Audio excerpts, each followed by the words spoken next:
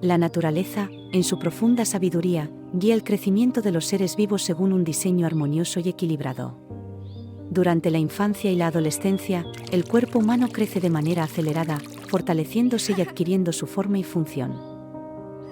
Sin embargo, al alcanzar la madurez, este crecimiento se ralentiza.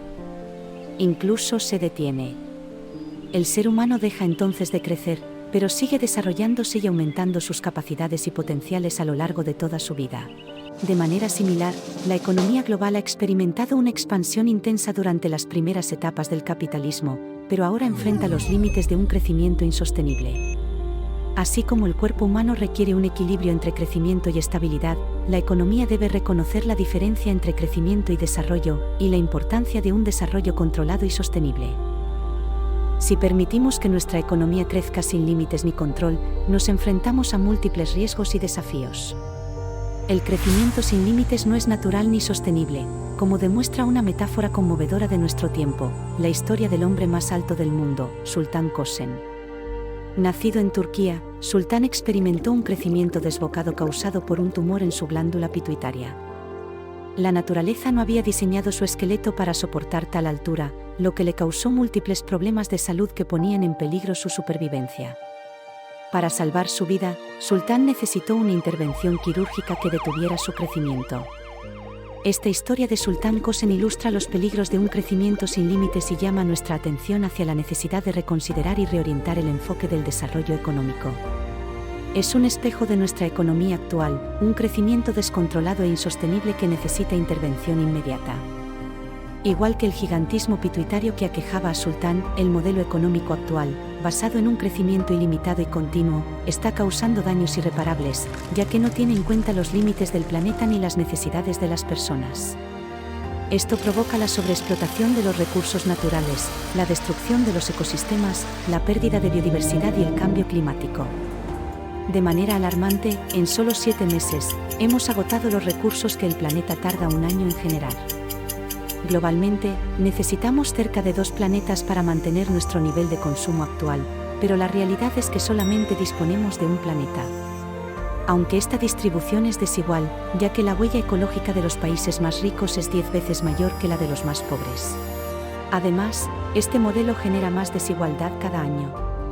El 1% más rico de la población mundial posee más riqueza y emite más gases de efecto invernadero que el 50% más pobre.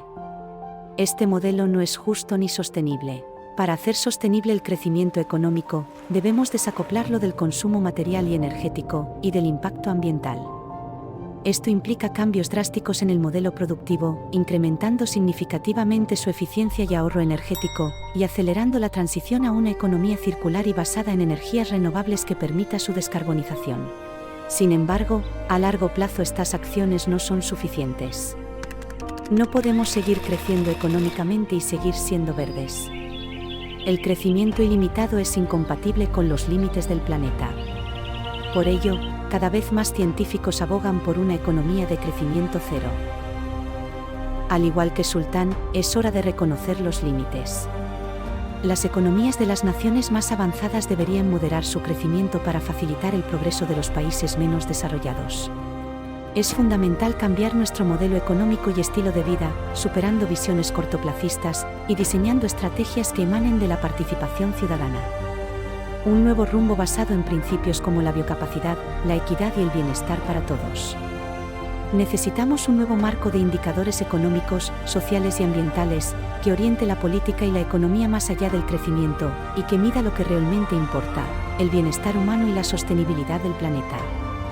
Estos indicadores ayudarán a que los gobiernos puedan basarse en la evidencia para distribuir los recursos y los permisos de emisión de forma justa entre ciudadanos y países, estableciendo objetivos y metas concretas.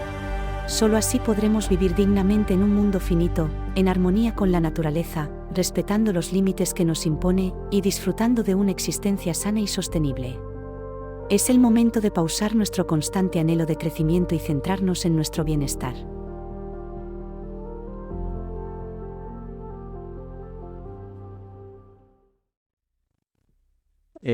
La sostenibilidad se compone, como seguramente ya sabéis, la mayoría de 3 aspectos.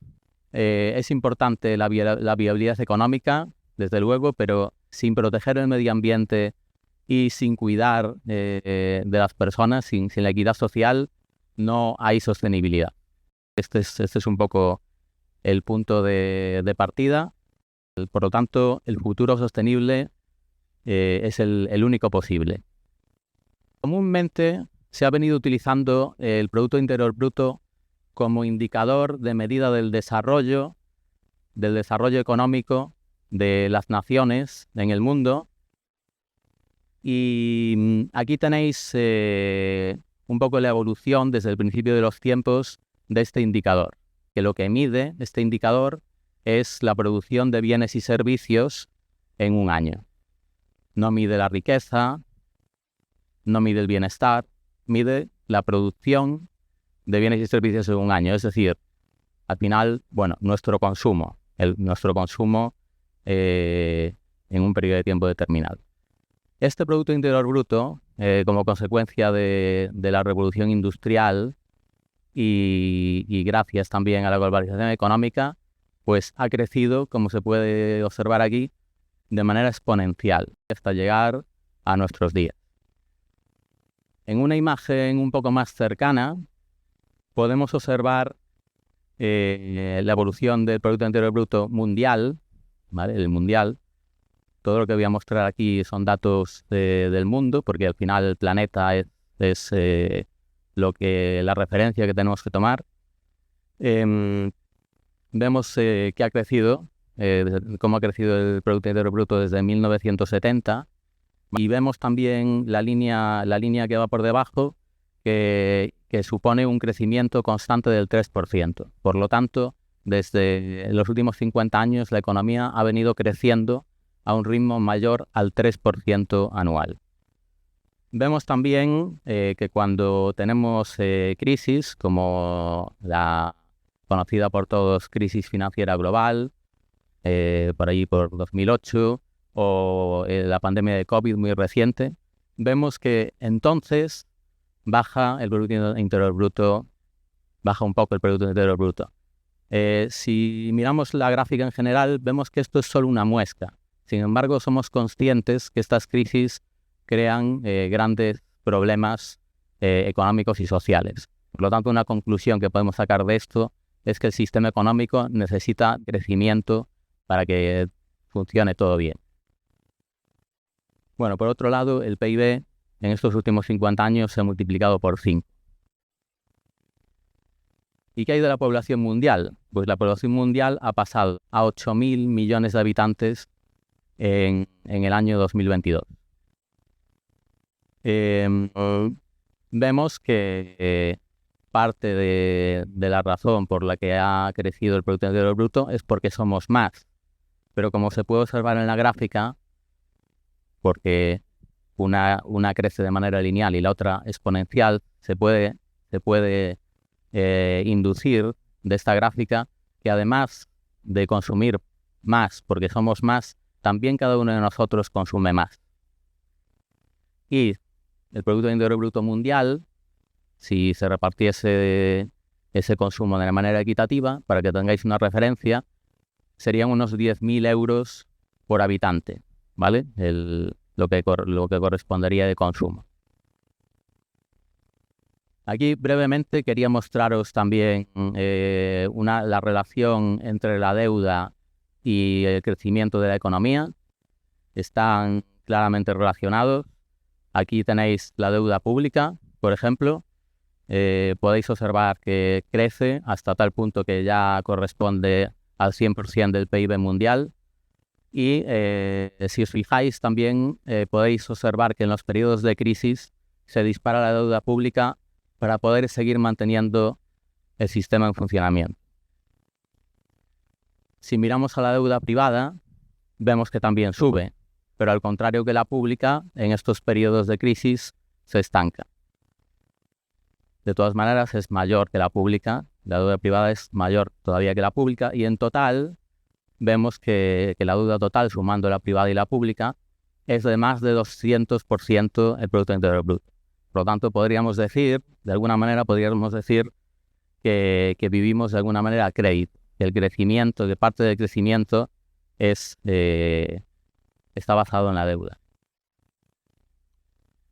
¿Y qué hay del consumo de energía primaria? Toda la energía que consumimos en el mundo en un año, no solo la eléctrica, toda la energía primaria, ¿cómo se compara con el Producto Interior Bruto? Podemos ver también una correlación clara. De hecho, vemos que en las crisis también baja el consumo de energía, pero a costa de grandes dificultades socioeconómicas. O sea que reducir el consumo no parece que sea posible en este sistema, según vemos en esta gráfica, en principio, porque está correlacionado con el crecimiento y el sistema necesita de crecimiento.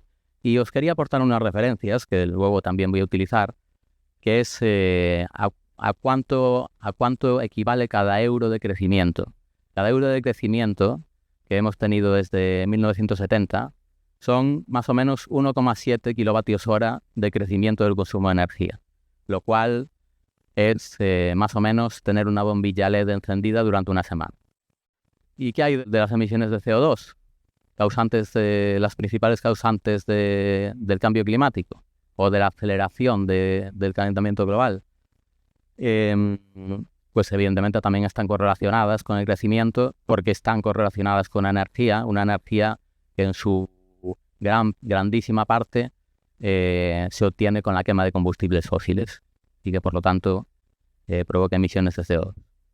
Vemos también esta correlación y haciendo números podemos decir que cada 3 euros de crecimiento desde 1970 de la economía ha provocado 1 kilogramo de CO2 de emisión, ¿vale? Lo cual más o menos son 10 kilómetros en un coche de gasolina.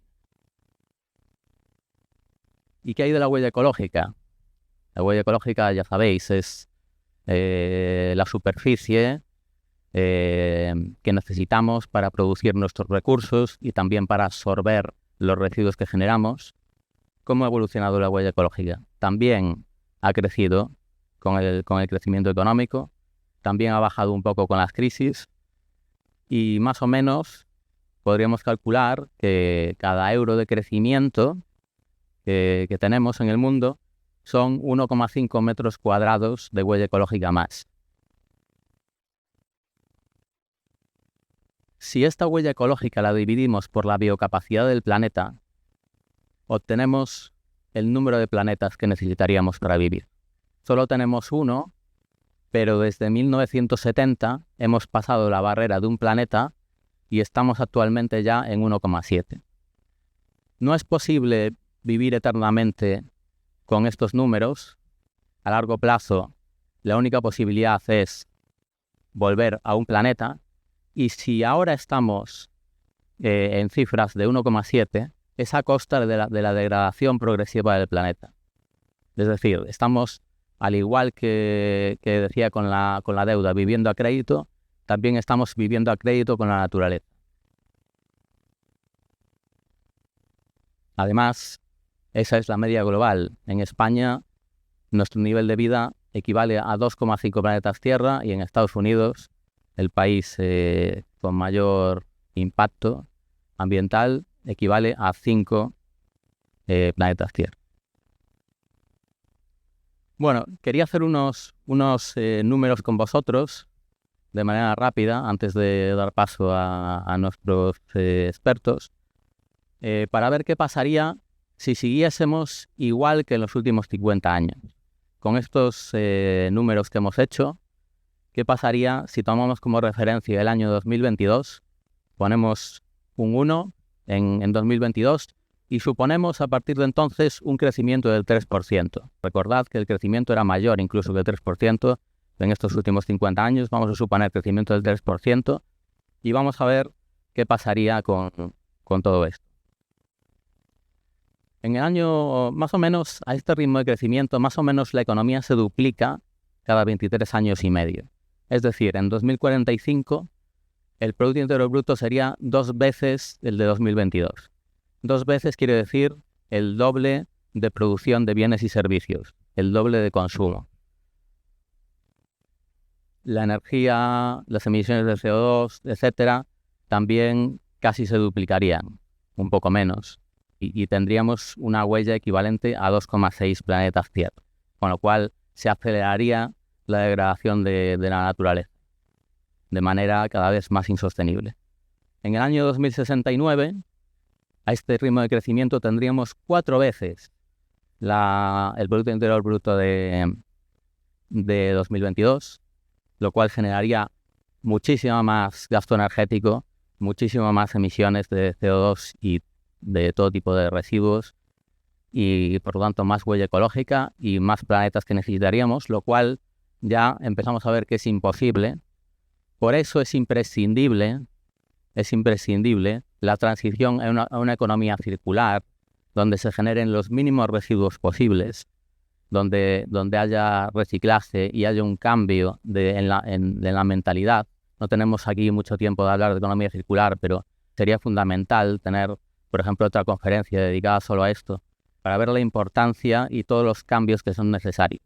Y, por supuesto, la descarbonización de la economía, ¿vale? Mediante el cambio de combustibles fósiles a energías renovables, lo cual tampoco está claro si nos va a proporcionar toda la energía que vamos a necesitar para mantener este crecimiento económico. Seguramente sea complicado.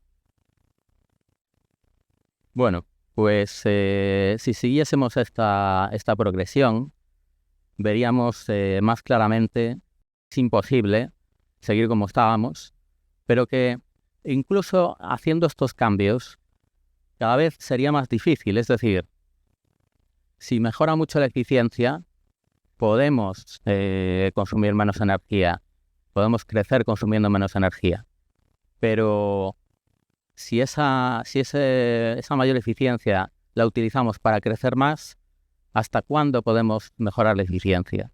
No, las leyes de la termodinámica existen. No vamos a poder mejorar la eficiencia infinitamente. Además, ya estamos por encima de lo que es sostenible. Lo que deberíamos preocuparnos es en volver al punto de sostenibilidad. Entonces ya podríamos pensar en crecer más. Primero hay que retornar ese punto. Y bueno, ya para dar la pintura completa, en el año 3000 tendríamos cifras astronómicas. Bueno, pues es lo que tienen los crecimientos exponenciales, que te llevan al imposible de manera acelerada. Y además, realmente necesitaríamos, aunque se pudiese, consumir 4 billones de veces lo que consumimos ahora. ¿Nos haría esto más bienestar? Una pregunta abierta. Además, este crecimiento económico tampoco se reparte de manera igualitaria. El 1% más rico, que son los 50 millones de personas más ricas del planeta, ¿vale?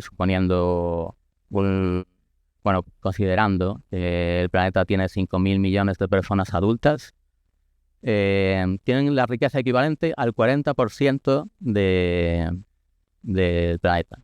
Son los que tienen más o menos más de 1 millón de euros y también son responsables de un 16% de las emisiones de CO2, 16 veces más de lo que les correspondería.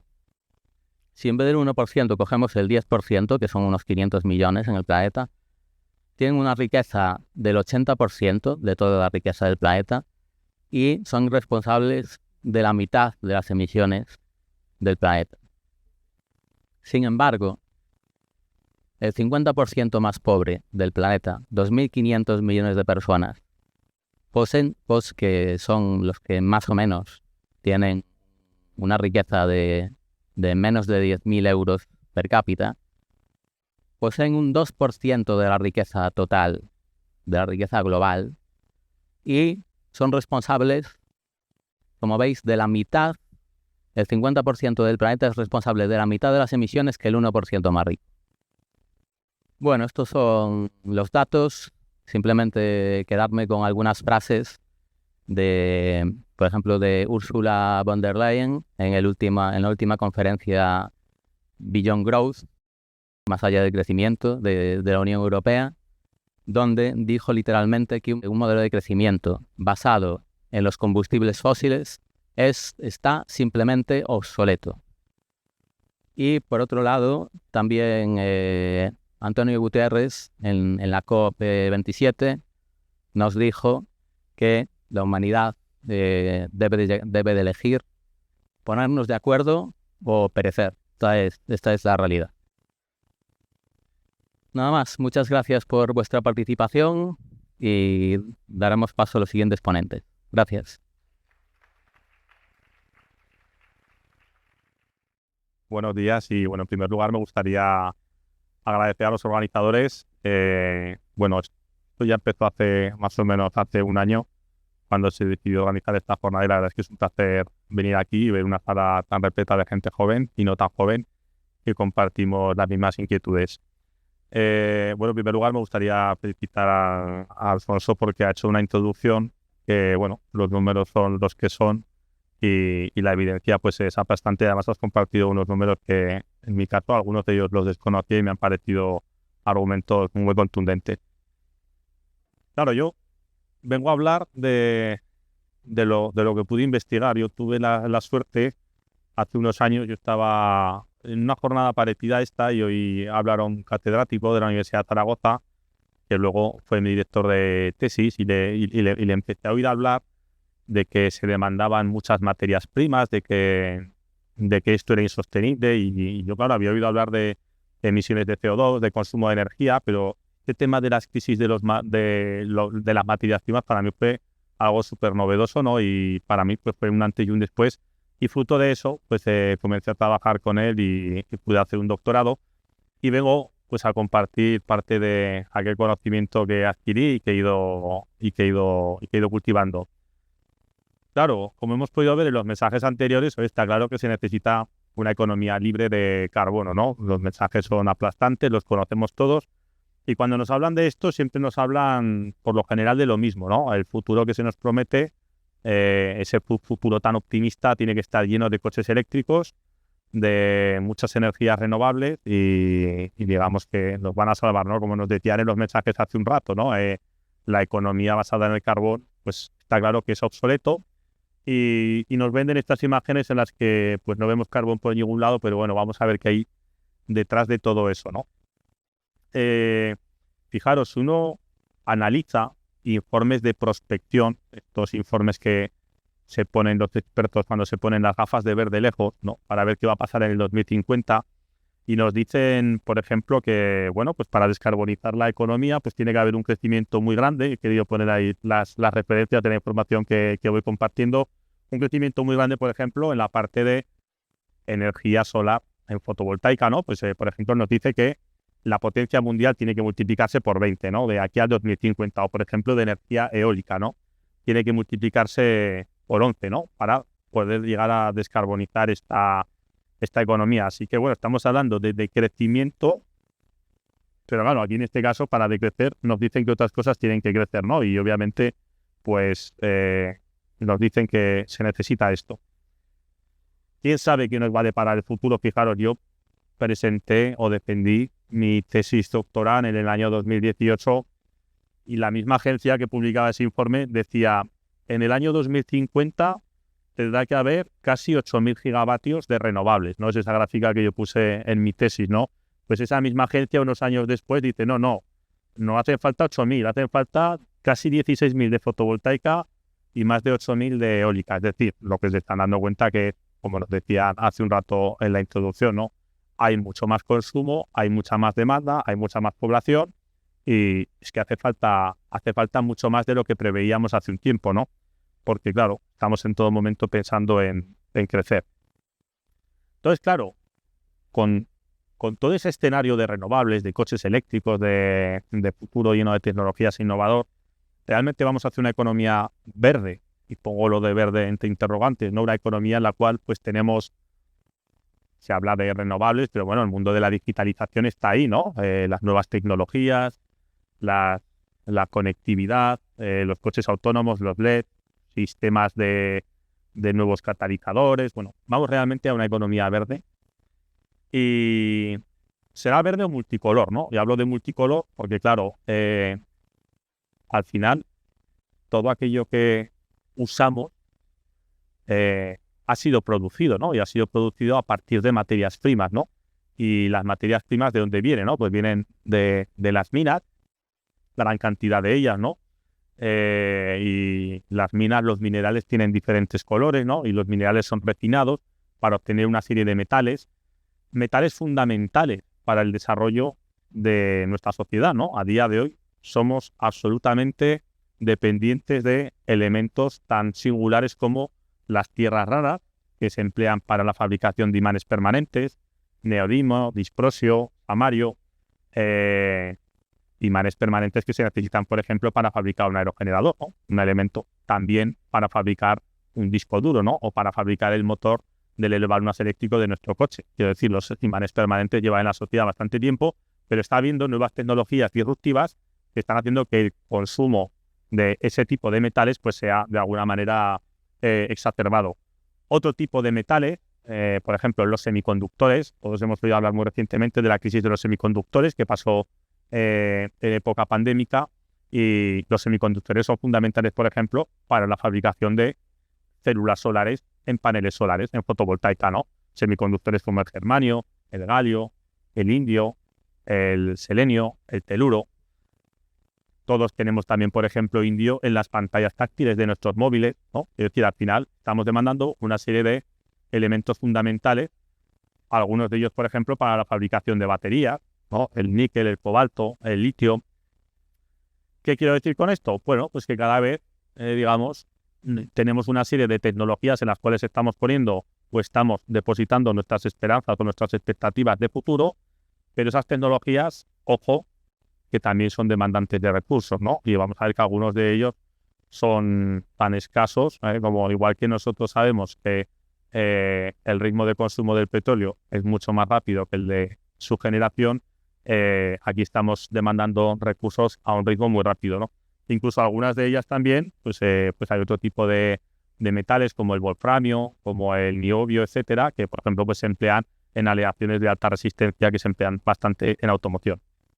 Os he querido poner unos datos que esto, pues bueno, luego estas presentaciones me imagino que por ahí serán compartidas o pues os he querido poner una serie de datos y las referencias, ¿no? Porque claro, a lo mejor uno dice, vale, y cuando tú dices que se demandan una serie de metales, una serie de elementos fundamentales, ¿de qué cantidades hablamos? Por ejemplo, en energía eólica depende de la tecnología del aerogenerador que se emplea, ¿vale? Pero os he querido poner ahí, marcados en rojo, pues diferentes elementos que se pueden considerar críticos, en este caso son tierras raras, los rangos de la demanda en kilos por megavatio o toneladas por gigavatio de esa tecnología, ¿no? Lo mismo en el caso de la fotovoltaica. Os he querido poner aquí una serie de referencias. Dice, bueno, pues tenemos diferentes tecnologías, silicio cristalino, luego otras tecnologías de capa fina que se denominan, y en la primera de las columnas pues aparecen diferentes elementos y las cantidades que se demandan, ¿no? Y los valores están en kilos por megavatio o toneladas gigavatio, ¿no? Bueno, es decir, son tecnologías que de alguna manera demandan una serie de recursos. Ya veremos si tenemos suficiente para su desarrollo. Y por otro lado, hablar de renovables significa hablar de coche eléctrico, ¿no? Tampoco es una casualidad que uno vaya de la mano de otro. Os he querido poner esta gráfica que tenemos aquí en colores. Esta es la curva de generación de energía eléctrica. No recuerdo en qué día será. Esto es de Red Eléctrica Española. En concreto, el 17 de abril, creo que me alcanza la vista, del 2023, ¿no? Y ahí aparece como a lo largo del día iba evolucionando la producción de energía eléctrica, y aparecen las diferentes tecnologías en colores, ¿vale? Que se tienen que ir conectando o desconectando para poder, de alguna manera, satisfacer esa demanda. Llama la atención, claro, la energía solar, pues obviamente su producción se concentra en el momento diurno, por eso tenemos esa gran mancha naranja que va de las 9 de la mañana aproximadamente las 8 de la tarde, y sabéis lo que supone, por ejemplo, el tener que poner eso. Pues supone que otras tecnologías, como por ejemplo pues la energía eólica, que también es renovable, pues hay momentos del día, ¿no? Que como se puede decir, una gran oferta o mayor que la demanda, que pues tenemos que tener parques eólicos parados, ¿no? Eso es lo que de alguna manera justifica que en determinados momentos, a lo mejor en periodos que hay bastante viento, uno dice, ¿cómo que los aerogeneradores están parados? No, Hay veces que lo hacen porque el viento es excesivo, pero hay veces que simplemente pues porque pues hay exceso de oferta en la parte de la producción. Entonces, claro, uno dice, pues parece que las renovables, para seguir penetrando, si ya a día de hoy las estamos parando en determinados momentos, para seguir penetrando necesitamos más consumo de energía eléctrica. Pues el coche eléctrico es una gran batería con ruedas, ¿vale? Y es un elemento que de alguna manera hoy pues tiene grandes ventajas o grandes bondades desde el punto de vista de las emisiones directas, pero ahora hablaremos también de que tiene un lado oscuro. Nos decían hace no demasiado, una directora de Smart Mobility de Iberdrola decía que electrificar 1 millón de coches aumentaría el consumo eléctrico en España en un 1%. Es decir, fijaros, te dice, qué bien está, 1 millón solamente aumentaría el 1%. Y dice, pues es que vehículos ligeros en España hay 25 millones. Es decir, pues entonces 25 millones, 25%. Es decir, al final lo que se está viendo es que la electrificación de la movilidad obviamente lo que va a significar va a ser una penetración más fuerte pues de otro tipo de tecnologías para la generación de energía eléctrica. Volviendo al coche, que aquí fue un poco el tema principal de mi investigación. Volviendo al coche, claro, yo analicé mucho a través de unos indicadores que tenían que ver con la exergia de los materiales, con una parte termodinámica, ¿no?, de los materiales. Analicé la huella que tenía un vehículo eléctrico con relación a uno de combustión, desde el punto de vista de la perspectiva de los materiales que se necesitaban para su fabricación. Y lo que podemos decir, y esto está publicado en revistas de impacto, podemos decir que un coche eléctrico, que es el que aparece abajo, VEV, Battery Electric Vehicle, es aproximadamente desde el punto de vista de los recursos y el capital mineral que se necesita para su fabricación, el doble de uno de combustión, ¿vale? 2,2 veces. Tiene sus bondades y sus ventajas desde el punto de vista de las emisiones directas. Pero desde el punto de vista de los recursos, ojo que también es voraz. ¿Qué quiero decir con esto? Lo que quiero decir es que la actual tecnología es omnívora. De hecho, fijaros, para fabricar un coche, ya no hablo de eléctrico, un coche convencional, hace falta un SEAT de los que se fabrican aquí al lado. Hacen falta más de 50 elementos de la tabla periódica. Más. Estos no son estimaciones, son datos reales del fabricante que he trabajado con ellos, haciendo un doctorado. Entonces, se puede decir que en el futuro, igual que nosotros analizamos el pasado, hablando de las diferentes edades de desarrollo de la humanidad asociadas a los materiales que iban empleando, pues seguramente en el futuro nos llamarán la era de la tabla periódica, ¿no? Porque hacemos corto con todo, ¿no? Y así estamos siendo. Fijaros en qué punto estamos, en el que estos mensajes que estamos viendo o que hemos visto en la introducción, la Comisión Europea ya tiene estos informes publicados. Esto lo podemos ver, podéis entrar en Google y poner materiales críticos Comisión Europea y te hablará de estudio de las materias críticas para Europa. Se tiene identificado el qué, agarraos. El primer estudio data del año 2010 y publicaban 14 materias primas como críticas. Y el concepto de criticidad combinaba dos visiones. Por un lado, la visión de la oferta, es decir, cuánta oferta tenemos para satisfacernos de ese tipo de materiales, un país, 2 países, 3 países, y por otro lado, la capacidad de dependencia de la economía. Hace un rato yo os he dicho, tenéis indio en vuestras pantallas de vuestros teléfonos móviles, y la pregunta es, ¿hay alternativas al indio? Pues si no hay, ya se ha convertido en crítico, ¿vale? En el año 2017, ese informe era de 27 y en el 2023 nos hablan de 34. Pero ojo, que entre esas 34 tenemos algunas que ya se hablan no de críticas, pero sí estratégicas, tan convencionales como el cobre o tan convencionales como el níquel. Es decir, no estamos hablando de materiales que nos puedan parecer ajenos o a lo cotidiano, ¿no? Estamos hablando de que ya son materias primas bastante convencionales y se consideran como críticas porque dependemos de ellas de una serie de países concretos y además tenemos nuestra economía no está desacoplada de ellas, es decir, las necesita para su desarrollo.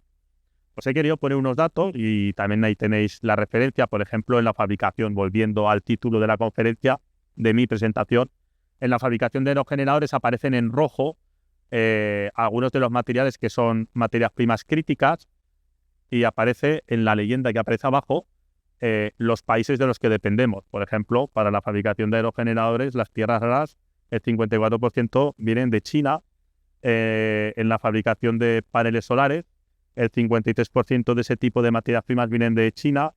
En la fabricación de baterías, pues tenemos una dependencia muy alta de África, de China. También esto está bien, ¿no? Porque nosotros hablamos en Europa de cómo hacer una adecuada gestión de los residuos, de cómo reciclar, de cómo tratar las cosas al final de la vida y bueno, y cómo se están produciendo ese tipo de materias primas, ¿no? Somos conscientes del impacto medioambiental que hay asociado a la minería del cobalto en el Congo, o de si ahí se rigen por los derechos humanos o si ahí de alguna manera hay niños trabajando en las minas. Es decir, también aquí un europeo puede hacer un lavado de conciencia y dice, mira, me compro un coche eléctrico y salvo el planeta. Bueno, por si acaso no leas demasiado sobre de qué está hecha tu batería y dónde se producen ese tipo de materiales. ¿Qué hay detrás de todo este policromatismo, ¿no? De toda esta economía verde? Bueno, pues lo que sucede es que cuanto más queramos descarbonizar, y pongo ahí al señor que está pintando de verde el humo de las centrales, lo que vamos a necesitar es más materias primas. Más materias primas significa más energía. La materia prima no es, ahí va, abro el grifo y salen, ¿no? Del subsuelo. Más minería significa más energía. La minería no es precisamente un sector que se desacople de las emisiones de CO2. De hecho, es un sector que depende mucho de los combustibles fósiles, ¿no? La maquinaria que se emplea en la minería, pues os podéis imaginar que, ahora os daré unos datos, más energía son más emisiones y más contaminación. Es decir, volvemos un poco a todo este concepto de realmente, ¿podemos decir que crecemos de manera infinita porque vamos a crecer asociados a las renovables? Hombre, pues ahora mismo estamos ahí en una espiral en la que realmente más descarbonización está llevando más emisiones.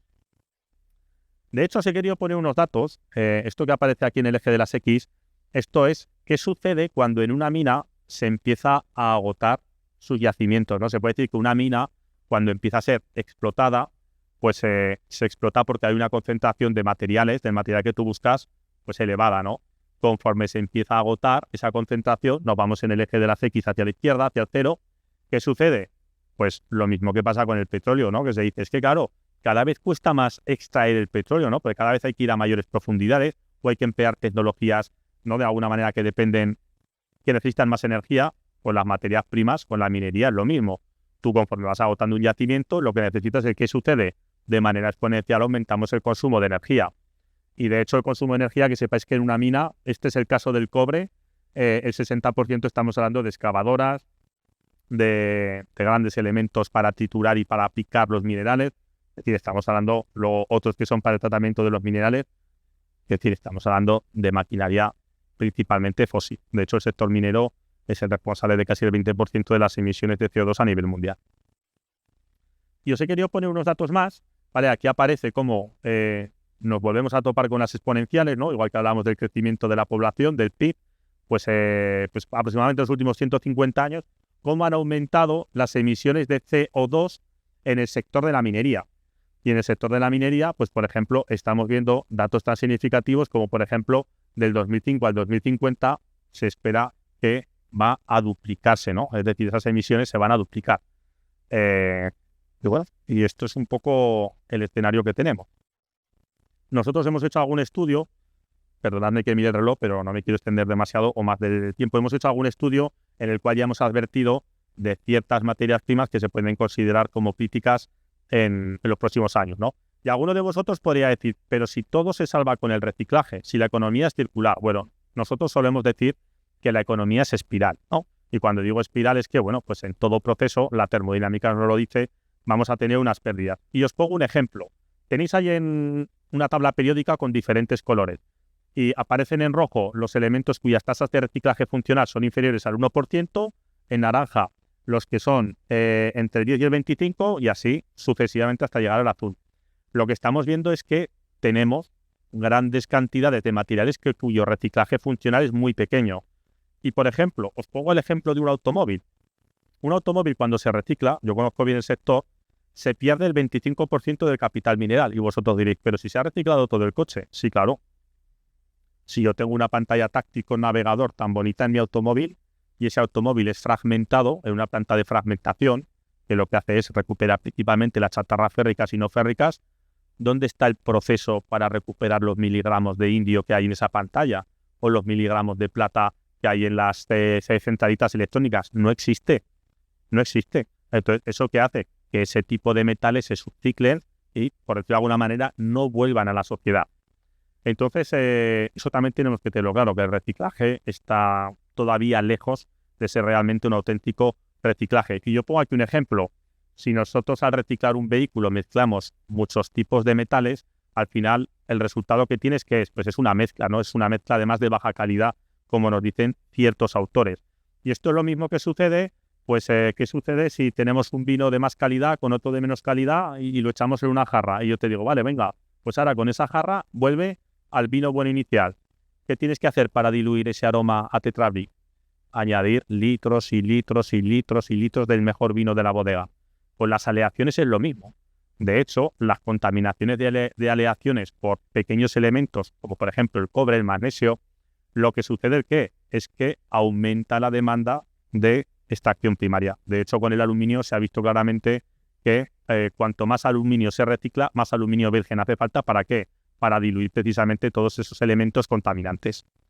Y bueno, ya para acabar, simplemente he querido poner aquí unos datos de diferentes proyectos en los que trabajo. Tened en consideración que el reciclaje está lejos todavía de ser un reciclaje funcional porque, por ejemplo, en el sector de las RAEs, de los aparatos eléctricos y electrónicos, que sepáis que la mayoría de los aparatos eléctricos y electrónicos, pues obviamente terminan en nuestros cajones en las casas, los guardamos ahí, es decir, no se reciclan.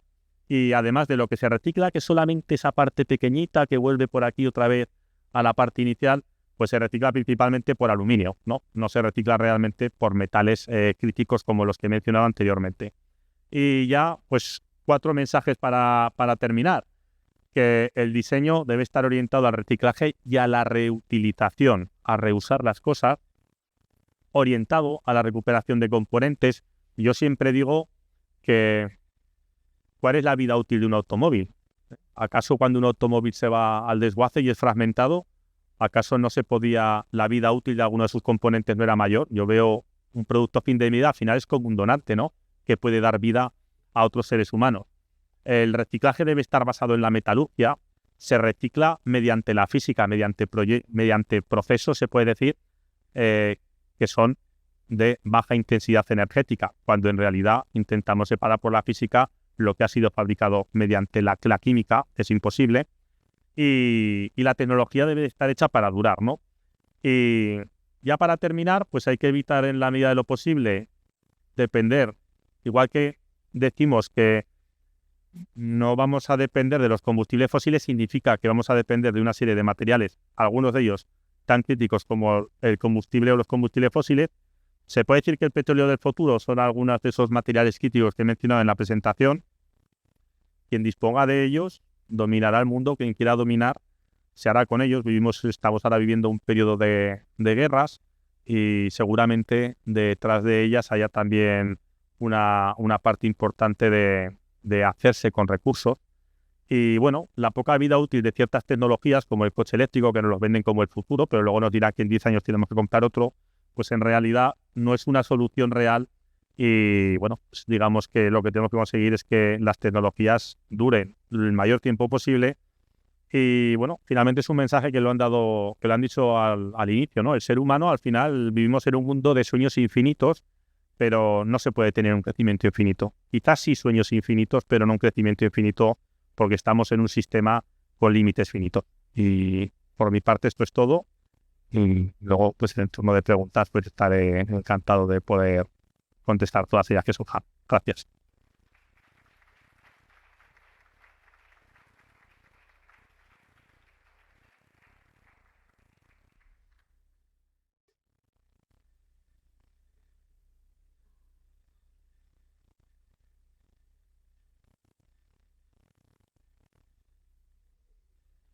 Hola, buenos días. Gracias por esta invitación. Está encendido el micro. Me lo acerco un poco más, mejor así. Gracias por esta invitación. Es para mí un placer estar aquí con todos vosotros compartiendo este espacio de reflexión. Yo os voy a hablar de cambio climático, Pero yo ahora no os hablaré ni de tormentas, ni de ciclones, ni de sequía, ni tampoco hablaré de osos polares. Yo os voy a hablar de acción climática dentro de un planeta finito.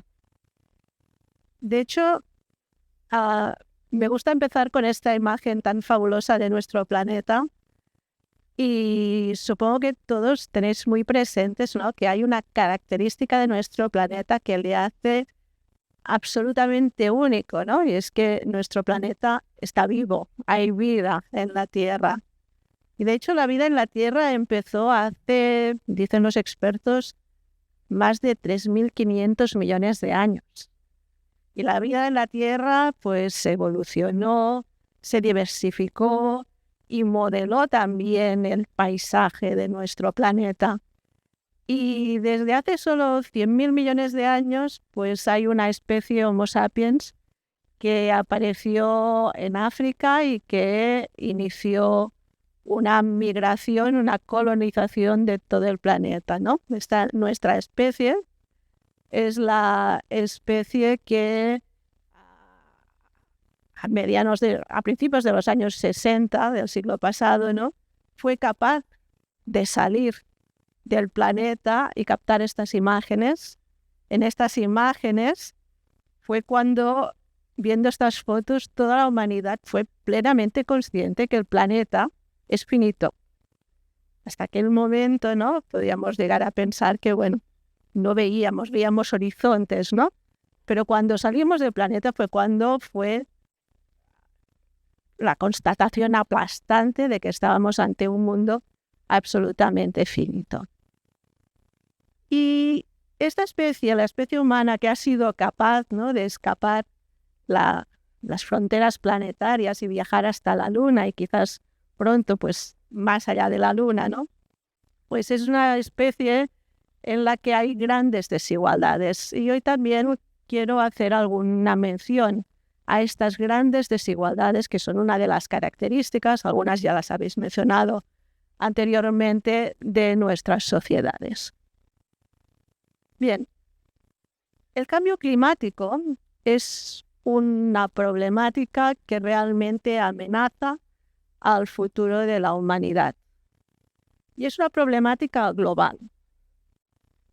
Y es una problemática global que está lejos aún, desgraciadamente, de ser abordada con garantías de poder revertirse en la actual tendencia de calentamiento.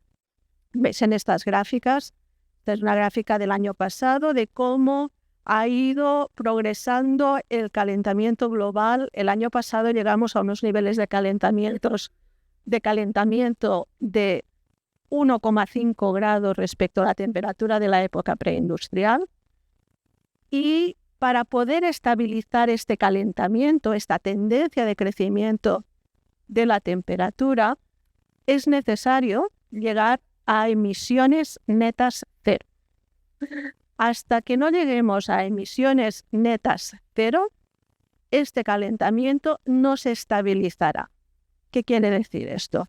Es que tendríamos que conseguir cuanto antes mejor que esta tendencia de crecimiento pare, para conseguir estabilizar este aumento de temperatura a los niveles cuanto más bajo posible mejor. De hecho, como el cambio climático es una problemática global, la acción climática también tiene un marco de acción a nivel global, que es el marco de la Convención de Naciones Unidas sobre el Cambio Climático.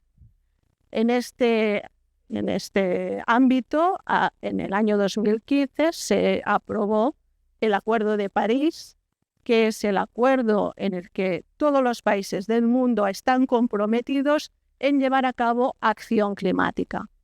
En el Acuerdo de París, el objetivo de mitigación, de reducción para abordar esta problemática, es que se intentará hacer lo posible para que la temperatura media mundial se estabilice muy por debajo de 2 grados centígrados, a ser posible no llegar al 1,5 grados de aumento de temperatura respecto a la temperatura de la época preindustrial. Este 1,5 grados, este límite entre el 1,5 grados y los 2 grados de aumento de temperatura, es lo que los científicos dicen que es un límite en el cual la humanidad aún podría operar, aún podría lidiar con políticas de adaptación a los cambios que están por venir y que algunos de estos cambios pues ya estamos viendo y padeciendo hoy en día aquí y en muchas otras partes del planeta. Bien, ¿y cómo están las cosas? ¿Cómo estamos respecto a estos objetivos de reducción de emisiones que, como os digo, son absolutamente necesarios para conseguir estabilizar el aumento de temperatura? Bueno, en esta gráfica de aquí podéis ver cómo han ido evolucionando las emisiones históricas desde el año 2010 y cuáles deberían ser las reducciones de emisiones compatibles con que el aumento de temperatura se estabilice alrededor del 1,5 grados o los 2 grados. Y aquí tenéis para el año 2030 dónde están los compromisos que actualmente están sobre la mesa, la suma de los compromisos de todos los países, a qué nivel de emisiones nos llevan el año 2030. Los compromisos están aquí donde pongo el puntero y estamos a un 43% de distancia de los caminos de reducción de emisiones compatibles con el objetivo del 1,5 grados. También, desgraciadamente, estamos muy lejos de reducciones compatibles con este escenario de los 2 grados de aumento de temperatura. Por lo tanto, estamos muy lejos de conseguir estos objetivos y esto es muy preocupante por 2 razones. Una, porque ya llevamos muchos años, cuando digo muchos quiero decir 5 años, haciendo llamados sucesivos a los países para que incrementen sus objetivos de reducción de emisiones. Y no conseguimos sino bajar las emisiones un 2% respecto a los niveles de 2019. Por lo tanto, a nivel internacional estamos ante una situación de parálisis. No avanzamos. Y además constatamos que estamos muy lejos de los objetivos, que por lo tanto estamos ante un futuro en el que el aumento de la temperatura va a pasar muy de largo de este rango, que es el rango de seguridad en el que del cual no deberíamos apartarnos. Bueno, yo os voy a proponer una forma de encarar estas reducciones de emisiones, porque aquí hay una pregunta clave, que es la siguiente. ¿Debemos reducir mucho más las emisiones? ¿Cómo repartimos estos esfuerzos de reducción de las emisiones entre los países, entre las personas, para alcanzar estos objetivos globales? Esta es una pregunta que está sobre la mesa y se aborda desde la perspectiva de tenemos que repartir esfuerzos de reducción de emisiones, la carga de reducir las emisiones. Pero hay otra forma de mirarlo. Y esta otra forma de mirarlo está basada con el concepto de presupuesto global de carbono que ahora me gustaría presentaros. Desde hace unos 10 años se sabe que hay una relación de proporcionalidad entre las emisiones acumuladas de dióxido de carbono que hemos ido lanzando a la atmósfera desde el inicio de la revolución industrial y el aumento de temperatura que estas emisiones acumuladas va provocando. De hecho, desde el inicio de la revolución industrial hemos lanzado globalmente a la atmósfera unas 2.390 gigatoneladas de dióxido de carbono. Estas 2.390 gigatoneladas son las que han provocado un aumento de temperatura que en el año 2020 llegaba a 1,1 grados centígrados. Además, se sabe que si queremos limitar el aumento de temperatura en 1,5 grados, nos quedan solamente 400 gigatoneladas de dióxido de carbono por lanzar a la atmósfera entre 2020 y hasta el momento en el que alcancemos la neutralidad de emisiones. Estas 400 gigatoneladas de dióxido de carbono es lo que conocemos como el presupuesto de carbono restante, lo que nos quedaría aún por emitir antes de cruzar el umbral del 1,5 grados de aumento de temperatura. Por lo tanto, este es otro límite planetario. Hay otra forma de mirar la mitigación, la reducción de las emisiones, que es en vez de pensar cuánto debería reducir cada uno, pensar cómo vamos a repartir entre todas estas 400 gigatoneladas de dióxido de carbono, este presupuesto de carbono restante. Porque estas son las últimas gigatoneladas de dióxido de carbono que deberíamos emitir hasta llegar a la neutralidad de emisiones si no queremos sobrepasar este umbral de temperatura. Y el Acuerdo de París también nos da alguna pista respecto a cómo deberíamos abordar esta cuestión. Y el Acuerdo de París nos dice que el acuerdo se tiene que aplicar de forma que refleje la equidad. Vamos a hablar de qué entendemos por equidad, porque muchos confundimos la equidad con la igualdad y son cosas distintas. Os voy a poner un ejemplo. Imaginad estos dos niños que están delante de un manzano que está un poco curvado. Los pobres no llegan a coger las manzanas. Pero como el manzano está curvado, hay un niño que de vez en cuando le cae alguna manzanita y puede comer. Si nosotros optamos por una solución igualitaria y proporcionamos la misma herramienta a estos dos niños, veremos que el de la izquierda pues sí que alcanza a coger las manzanas, pero el que está a la derecha sigue sin comer manzanas. Una solución equitativa a esta situación es esta, ¿no? El niño que está a la derecha debe tener una escalera más alta porque si no, evidentemente, no va a comer manzanas.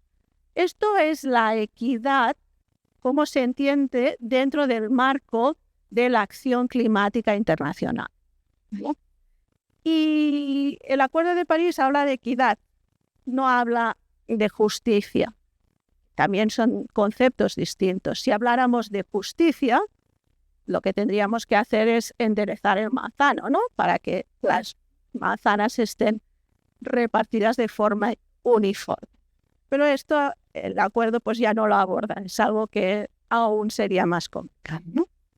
Bueno, pues hablando de equidad, el acuerdo también nos dice que se tiene que tener en cuenta el principio de las responsabilidades comunes pero diferenciadas y las capacidades respectivas a la luz de las diferentes circunstancias nacionales. ¿Qué quiere decir esto de responsabilidades comunes pero diferenciadas? Vamos a ver un ejemplo. Os decía antes que son las emisiones acumuladas las que influyen en el aumento de temperatura. Bueno, en este mapa tenéis las emisiones acumuladas per cápita en el periodo 1990-2019 de todos los países del mundo. Algunos están en rojo, otros están en verde y algunos en blanco, ¿vale? En promedio, es el blanco, el mundo ha lanzado a la atmósfera en este periodo 4 toneladas de CO2 por persona y año, ¿vale? Hay países que están muy por encima de estas 4, en rojo, 20, 30, 40 algún país y otros que están claramente por debajo.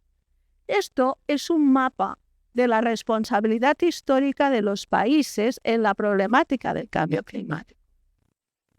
Y es un mapa, con algunas excepciones, del norte y del sur global. Hay excepciones, pero son relativamente pocas. Entonces, hablaba también Alfonso de que las responsabilidades no son las mismas en función del nivel de riqueza. Y Alfonso nos recordaba pues, que el 52% de la población más rica, que el 10% de la población más rica del planeta, ¿no? Estas 10 personitas de aquí, son responsables del 52% de las emisiones acumuladas, mientras que el 50% más pobre solo es responsable de un 7%. Pero cuando miramos entre países distintos, entre regiones distintas, también nos damos cuenta que hay grandes diferencias. Aquí lo que tenéis es un diagrama en el que se muestra las toneladas por persona y año de diferentes regiones del planeta en función también del nivel de ingresos. Por ejemplo, fijaros que en América del Norte el 50% de la población más pobre está con unos niveles de emisiones per cápita de 10,4 toneladas de CO2 por persona y año, mientras que en África subsahariana el 10% de la población más rica no llega ni a este nivel de estas 10,4 toneladas por persona y año, ¿vale? Os decía al principio, una de las características de nuestra sociedad es las grandes desigualdades que hay. A nivel de emisiones, estas desigualdades son enormes. Por lo tanto, a nivel de responsabilidades, estas desigualdades son muy importantes. Cuando nosotros en nuestro grupo de investigación modelamos cómo debería repartirse el presupuesto global de carbono, estas 400 gigatoneladas que os digo que nos quedan antes de rebasar el umbral del 1,5 grados, lo hacemos con modelos que intentan aterrizar los conceptos de equidad. ¿Y cuáles son las variables que tenemos en cuenta? Bueno, pues cuando hablamos de equidad hablamos de 4 grandes dimensiones. La primera es la igualdad, ¿no? Igual número de emisiones por persona. Pero no solo es la igualdad. Os ponía el ejemplo de los niños y el manzano, ¿no? Si damos 2 escaleras iguales, pues no estaremos haciendo un modelo de reparto equitativo. Otra dimensión es la responsabilidad, la contribución histórica. ¿Quién ha sido más responsable? Pues debería hacer más esfuerzos para limitar sus emisiones. La tercera dimensión es la capacidad. Aquellos que tienen más recursos, tienen economías más potentes, más tecnología, son los que deberían hacer más para reducir sus emisiones más rápidamente. Y finalmente hay otro aspecto muy importante que es el derecho al desarrollo sostenible. Todos los países tienen el derecho de proveer de recursos básicos a su población. Y por lo tanto el cambio climático no puede ni debería representar una amenaza al derecho al desarrollo sostenible de los países. Aquí tenéis un mapa de los resultados de uno de los modelos que nosotros hemos trabajado, en el que se muestra cómo quedaría el reparto del presupuesto de carbono restante y los colores lo que indican es lo siguiente. Lo que aquí estamos mostrando es la discrepancia porcentual entre un reparto equitativo, es decir, teniendo en cuenta las 4 dimensiones que os comentaba de la equidad, y un reparto igualitario, es decir, las mismas emisiones por persona, ¿vale? Los países que aparecen en rojo son los que, en base a su responsabilidad histórica, su capacidad, su nivel de desarrollo, deberían tener menos presupuesto de carbono per cápita que la media mundial. Los países en verde son los países que podrían disponer de más presupuesto de carbono, de más espacio atmosférico. ¿Para qué? Preguntaréis. Bueno, para desarrollarse, básicamente, ¿vale? Porque el desarrollo verde, como nos comentaba Abel hace un momento, implica emisiones. Es una quimera pensar que podemos desarrollarnos verde a emisiones cero. Y en el mundo hay muchos países con grandes retos aún de desarrollo. Y ahora os voy a mostrar otro mapa. Este mapa lo que se representa es los compromisos de los países actuales, aquellos compromisos que han puesto sobre la mesa bajo el prisma de la equidad, ¿vale? Comparando los compromisos con un reparto equitativo como el que os he enseñado del presupuesto global de carbono, ¿vale? Y lo que vemos, esto también es como un semáforo, ¿no? Los países en rojo son los que deberían aumentar mucho más su reducción de emisiones, porque los hay que están tomando hasta 6 veces el presupuesto de carbono que les correspondría en base a criterios de equidad, ¿vale? Mientras que en los países en blanco, que hay poquitos, ¿no? Vemos aquí, por ejemplo, Colombia, Egipto, algún otro país también, son los que actualmente tienen unos compromisos equitativos. Y los países en verde son aquellos que están haciendo más esfuerzo del que necesitarían en cuanto a reducción de emisiones. Y otra vez aquí nos encontramos con un mapa del norte-sur global, prácticamente. ¿Vale? Por lo que ya voy cerrando, ¿eh? En el mundo hay unos grandes retos aún de desarrollo por abordar. Tenemos una parte importante de la población, un 8%, que aún está viviendo bajo el umbral de la pobreza absoluta. Un 9% de la población está desnutrida, no tiene para tener una alimentación suficiente. 9% de la población se dice muy rápido, son más de 700 millones de personas.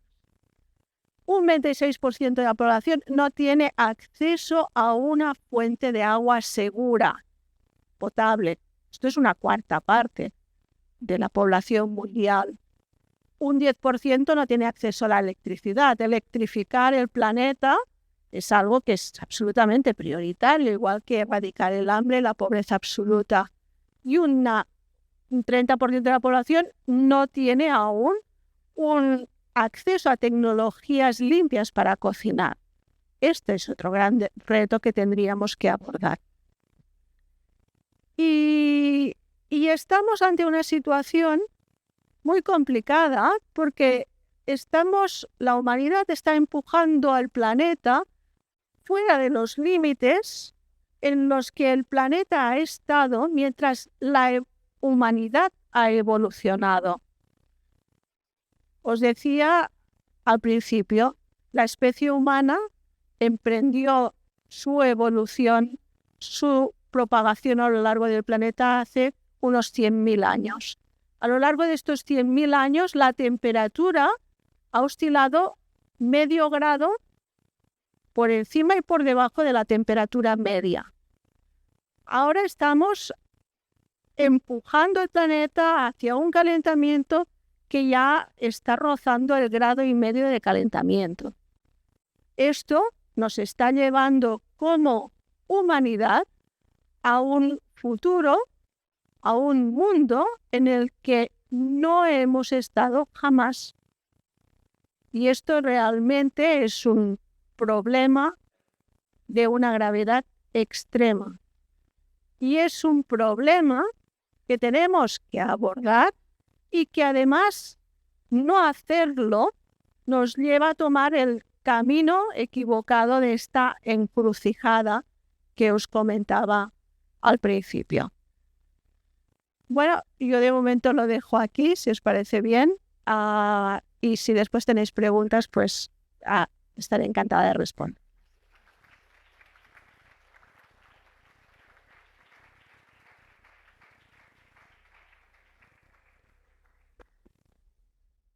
Buenos días. Muchas gracias a la UPC por haber permitido la organización de este acto y muchas gracias a todos los asistentes por querer oírnos. Yo no voy a hablar o no voy a enfocarme ni en los problemas ni en las soluciones.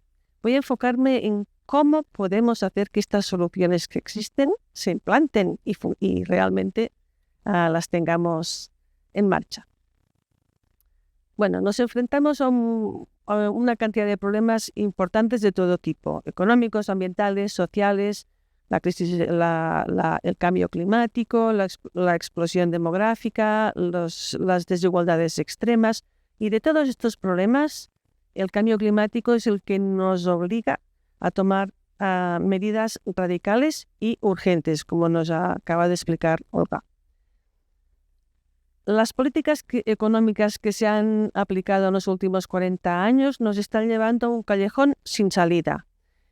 El sistema económico en el que nos encontramos es un sistema que está basado en el crecimiento y en la deuda. Pero el problema que tiene es que cuando no crece, entra en crisis. No sabe hacerlo, no sabe no crecer. Y cuando no crece, pues ya sabemos, paro y problemas sociales. Además, este sistema económico nos está llevando a superar 6 de los 9 límites físicos que no deberíamos de ninguna manera superar. Y hablar de desvinculación entre crecimiento y impacto ambiental o huella material es una utopía que ya no hace falta ni comentarla. Todos estos problemas son un síntoma de un sistema que prioriza o ha priorizado el beneficio económico, sobre todo, delante del bienestar de las personas y del medio ambiente. Aquí tenemos como representado lo que estoy diciendo. O sea, los últimos 2 siglos se han ido evolucionando las ideas económicas y han conformado nuestra sociedad. Han conformado nuestras leyes, nuestras formas de trabajar, nuestras formas de consumir. Tenemos un modelo mental que está diseñado a partir de unas ideas que se han ido implantando en todo el mundo. Y históricamente el medio ambiente era un sitio donde se extraían materiales y se tiraban los residuos. Y nosotros lo que decimos es que necesitamos formular políticas, pero con un enfoque distinto, un enfoque económico distinto del que hemos tenido hasta ahora, porque de ahora no nos está funcionando. Y esto significa cambiar la narrativa. Esto es muy difícil porque lo que estamos hablando es de cambiar nuestra forma de pensar en nuestro modelo mental, nuestra forma de entender la economía. Nosotros lo representamos así. El de la izquierda es la manera antigua y nosotros consideramos que hemos de ir a la derecha, donde la naturaleza es lo que tiene que ser primordial, porque la sociedad se apoya en ella. Si la naturaleza se degrada, nosotros desaparecemos. Y la economía solo es una parte de la sociedad, la que pasa por el mercado, pero hay muchas relaciones que no pasan por el mercado. Otra forma de entender este cambio de narrativa del cual hablamos. Toda la ideología económica se basa en esta idea del homo economicus, una persona, un individuo aislado que decide racionalmente, que tiene toda su información al alcance y que además siempre está centrado en maximizar sus beneficios. A ver, a veces sí que nos podemos comportar así, pero todos sabemos que somos personas que somos sociales, que necesitamos a los demás, que no siempre decidimos racionalmente, que desde luego no tenemos la información completa y que no siempre nos movemos por maximizar nuestro beneficio. seguro. Otro cambio de narrativa. A la izquierda, lo que estamos hablando todo el rato, el crecimiento económico indefinido. Y a la derecha, lo que también se ha comentado antes, nuestro espacio de seguridad, para el cual no nos deberíamos mover, se representa o se puede representar entre dos círculos concéntricos. El círculo exterior marca este límite físico que no deberíamos superar. Y el límite inferior marca los fundamentos, el límite mínimo material y social que todos necesitamos para vivir dignamente. No deberíamos superar ni por encima uno ni por debajo el otro. Este es nuestro espacio de seguridad. Bueno, hablamos también del crecimiento del PIB, que ha representado la forma, ¿no?, normal o la más general para indicar el progreso. Nosotros lo que decimos es que tenemos que cambiar este índice por otra manera de representar el progreso y lo llamamos bienestar, enfocarnos en el bienestar. Aquí tenemos la gráfica del crecimiento del PIB de Cataluña, más o menos siempre creciendo, y abajo os pongo 4 índices que tienen que ver con el bienestar, en este caso también de Cataluña. Son 4 índices, 2 para toda la población, 2 para los más jóvenes de 18 años.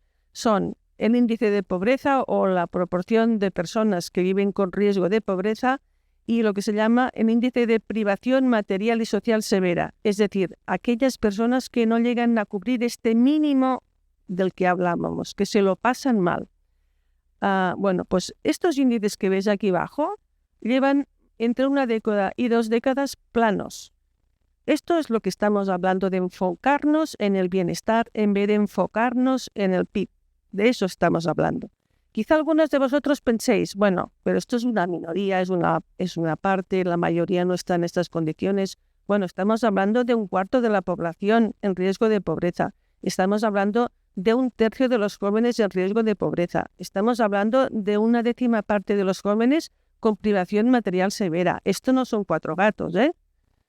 Pero aún así podéis pensar, bueno, pero esto no nos afecta a la mayoría. Y yo digo que sí que nos afecta a la mayoría, porque está demostradísimo que cuando existe desigualdad social, esto significa descohesión social, significa inseguridad, significa violencia, significa poca confianza entre unos y otros, desconfianza también con el gobierno que no es capaz de arreglar estas cosas, y al final significa aumento de los partidos de extrema derecha, que estos sí nos lo arreglarán. O sea, la igualdad es importante, o la equidad, como decía Olga. Vale. Las Naciones Unidas en 2015 propusieron a los gobiernos unos objetivos de desarrollo sostenibles cuyo objetivo era enfocarse en el bienestar y en la salud del planeta. Hay 17 objetivos, 200 y pico metas, 200 y pico indicadores para medir estas metas, etc. La Unión Europea, de todos estos objetivos y metas, ha elegido estas que veis aquí y las considera las metas clave que tienen que cumplirse para 2030 con estas cifras que están aquí debajo. Bueno, no vamos a cumplir esto. Esta es la pregunta del millón, ¿no? Porque se supone que esto, si lo cumpliésemos, no habrían pobres y tendríamos el cambio climático controlado, entre otras cosas.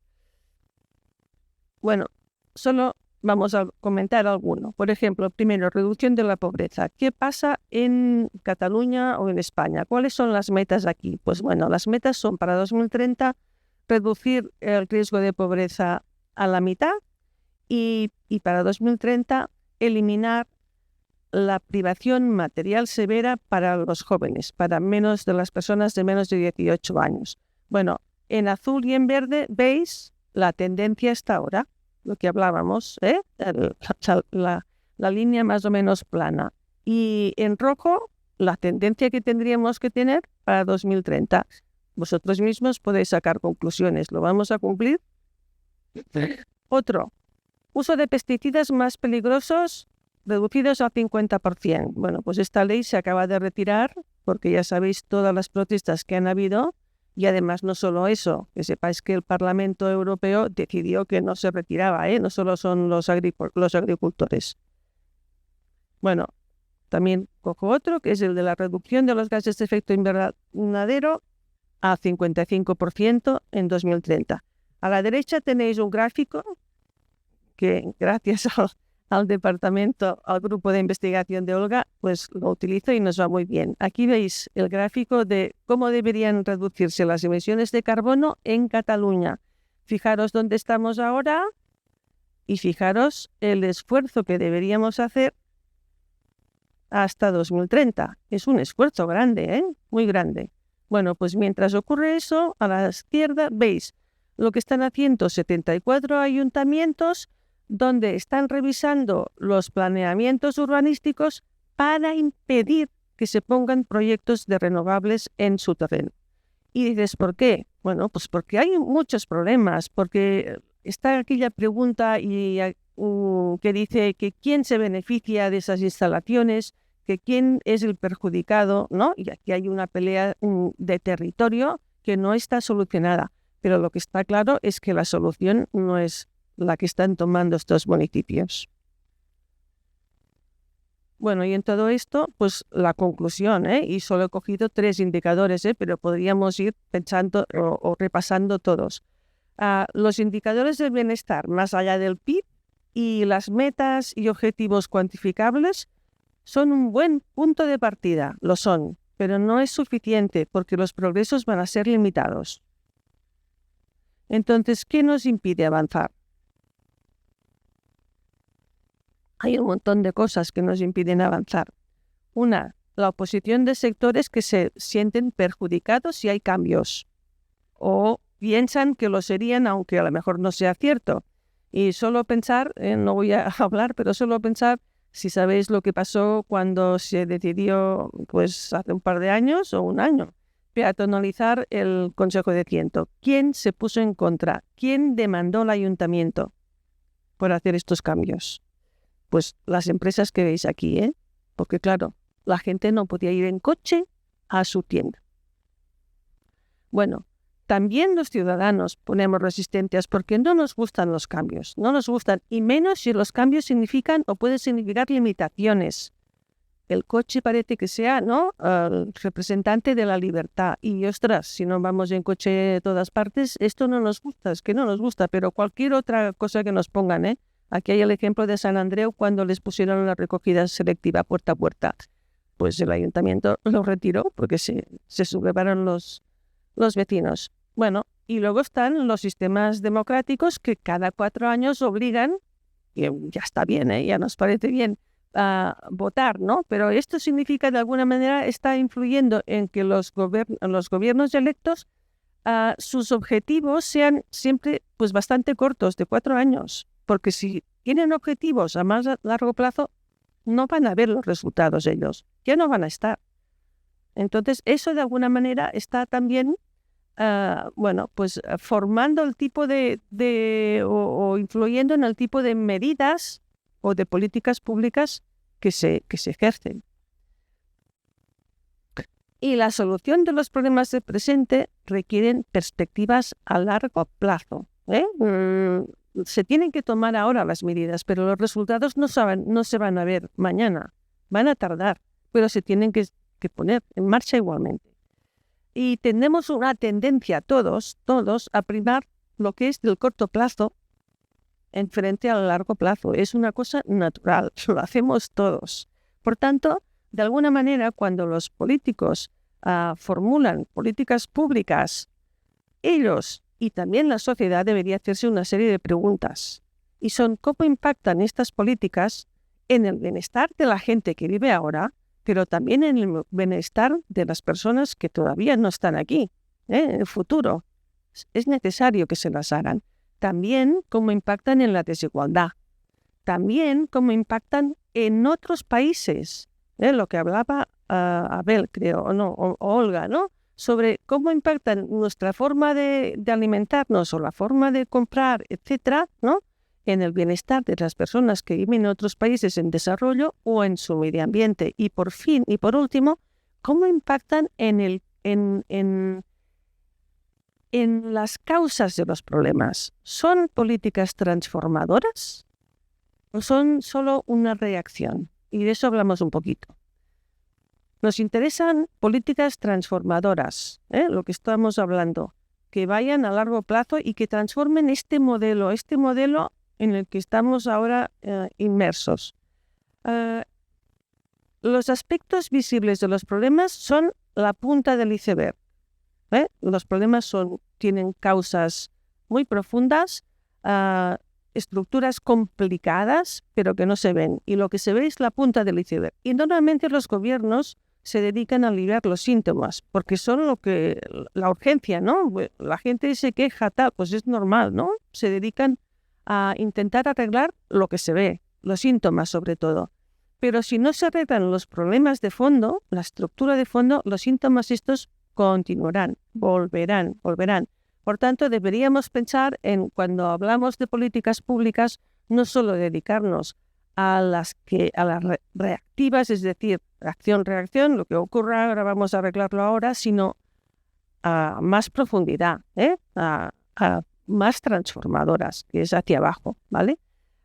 Y pensar lo que os digo, una política puede impactar a diferentes niveles de profundidad. El que es más costoso, lógicamente, es el que intenta transformar nuestros modelos mentales. Lo que hablábamos antes, hace un ratito, del Homo economicus, ¿no? Que era aquella persona que solo pensaba en él, que siempre pensaba racionalmente. Este modelo mental nos lleva a un tipo de economía. Si en cambio estamos pensando en un hombre, en una persona social, ¿no? Que piensa en él, pero también piensa en los demás, se desarrolla otro tipo de economía. Necesitamos este cambio de modelo mental. Vale, ¿y cómo lo hacemos para avanzar en las políticas estas transformadoras? ¿Cómo lo hacemos?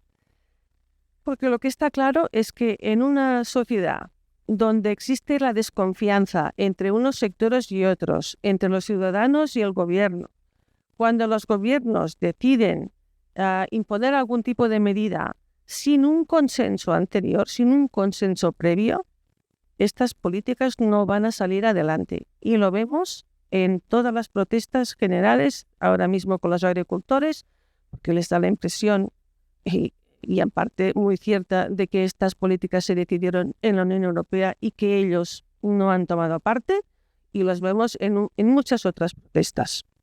Entonces, nosotros lo que proponemos es un cambio en la gobernanza, en la forma de gobernar. Y lo que proponemos es que esta nueva gobernanza se centre en el futuro y esté basada en 3 principios, que son los que veis aquí: participación, imaginación o visión y integración. Y ahora vamos a explicar qué significa eso. Aquí debajo veis quién toma las decisiones, ¿no? Y quién decide las políticas: los gobiernos, los parlamentos. Y en la parte de arriba, los ciudadanos. Bueno, cuando hablamos de participación podemos hablar de eso, de las manifestaciones. Es una forma de participar. Participas cuando estás en contra de la política que te han puesto o de la que te van a poner. Es una forma de participar. Lo es. Pero nosotros pensamos que es mejor esta, en que el ciudadano participa desde el comienzo, desde que se empiezan a pensar cuáles son las decisiones que se necesitan, qué estrategias se tienen que tomar. Porque además, si se empieza a participar desde el comienzo, luego el ciudadano está más comprometido también con estas medidas que se tienen que tomar, que han formado parte a la hora de decidir. Pero para tomar estas decisiones hace falta un ejercicio de pensar cómo nos gustaría que fuese el futuro, cómo nos gustaría que fuese nuestra sociedad, nuestra población en el futuro. Porque así podemos luego imaginar qué tipo de políticas. Y cuando hablamos de visión del futuro, no estoy hablando de esto, porque si os lo pregunto a vosotros cómo os gustaría que fuese el futuro, no creo que muchos dijeseis eso. Más bien nos diríais cosas de este tipo. Nos gustaría que el futuro fuese un sitio donde nos encontrásemos bien, con seguridad, ¿no? donde las calles estén tranquilas, donde no se oiga mucho ruido, donde hayan árboles. La ciudad de los 15 minutos, donde los servicios están cercanos a donde vivimos, donde no tenemos que coger el coche para ir a trabajar. Eso es lo que todos nos gustaría. Muy bien, lo que estamos diciendo es que la participación ciudadana con una visión del futuro, eso tiene que formar parte integrada con los gobiernos. Esto es lo que estamos proponiendo. Entonces, no voy a tener mucho tiempo de hablar de eso, solo un poquito. La participación. Cuando hablamos de participación, no hablo de cualquier participación. Aquí pongo asamblea ciudadana. Es un método de participación que ahora mismo se acaba de realizar en Cataluña y que los resultados todavía no están publicados. No hablo de una asamblea en que allí vienen los activistas y vienen los empresarios y se pelean. No. Tampoco hablo de un grupo donde están solo los expertos. Se están hablando de métodos que se usan en los cuales los que participan más o menos están representando, son representativos de toda la sociedad y se les da una información de calidad y se les facilita un debate tranquilo del cual al final salen unos resultados, unas propuestas que se elevan al gobierno. De este tipo de asambleas me refiero. Vale, sobre cómo nos imaginamos los futuros. Si aquí preguntamos cómo os imagináis el futuro, seguramente todos diréis cosas distintas. Yo aquí pongo unos cuantos. Hay personas que pensarán que el futuro tiene que ser más rural, otros más urbano, unos más tecnológico, menos tecnológico, la ciudad de los 15 minutos, hard rocks, ampliación de aeropuerto, ampliación de trenes. Habría aquí discusión, ¿no? ¿Qué? ¿Cómo? Bueno, pues se tendría que estudiar. Ventajas, desventajas, impactos, lo que hablábamos, impactos en el bienestar de ahora, impactos en el bienestar del futuro, impactos en otras partes. Estos impactos se tendrían que estudiar.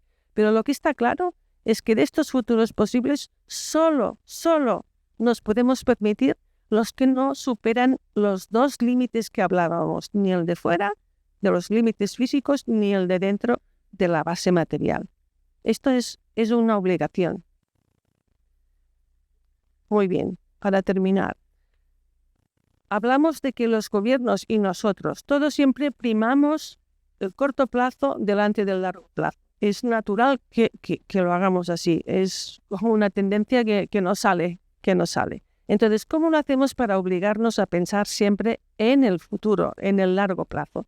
Bueno, pues mira, hay algunos países que ya han empezado. Por ejemplo, Finlandia y Gales han creado unas instituciones que lo que hacen es revisar si las políticas públicas que los gobiernos deciden, cómo van a impactar a las generaciones futuras. Es una obligación que exista esta revisión. No solo esto, sino que se crean leyes para el bienestar de las generaciones futuras. En Gales existe una en funcionamiento desde 2015 que ya tiene resultados claros, que funciona. En Baleares se aprobó una el año pasado. Ahora, como está Vox, pues la deben tener en un cajón y allí se queda. Bueno, todo esto que os cuento, igual os pensáis, ostras, esto de cambiar la gobernanza es muy utópico. Pero es que si no lo hacemos así, no cambiamos nada. Somos los primeros que saldremos a la calle si nos ponen limitaciones, si nos ponen medidas radicales. No cambiamos nada. Tenemos que tomar entre todos, participar en las decisiones, porque si no, no nos comprometemos, ni nosotros mismos. Y porque además hay muchos intereses muy poderosos para que no se cambie nada. No olvidéis eso. Entonces, esta conclusión no es solo nuestra. A esta conclusión ha llegado la Unión Europea también, no os creáis. A finales del año pasado, publicó una recomendación en la que pedía a los gobiernos que para elaborar políticas públicas hacía falta la participación ciudadana. Y Naciones Unidas pide contrato social renovado, un pacto entre todos los sectores, en los que se tenga en cuenta los valores y los indicadores y los objetivos que importan a la gente, en los que se tenga en cuenta la participación y en los que se consiga la confianza entre todos, que se ha perdido, en gran parte se ha perdido. Y por terminar, sobre pensar siempre en las generaciones futuras, para no olvidar, ¿no?, las políticas a largo plazo. La Unión Europea, las Naciones Unidas tienen previsto en una cumbre en septiembre la cumbre para el futuro, y la idea es invitar a todos los países a que firmen un pacto en el cual se comprometan a que las políticas públicas siempre tengan presente las generaciones del futuro. Y nada más, lo dejo aquí. Gracias.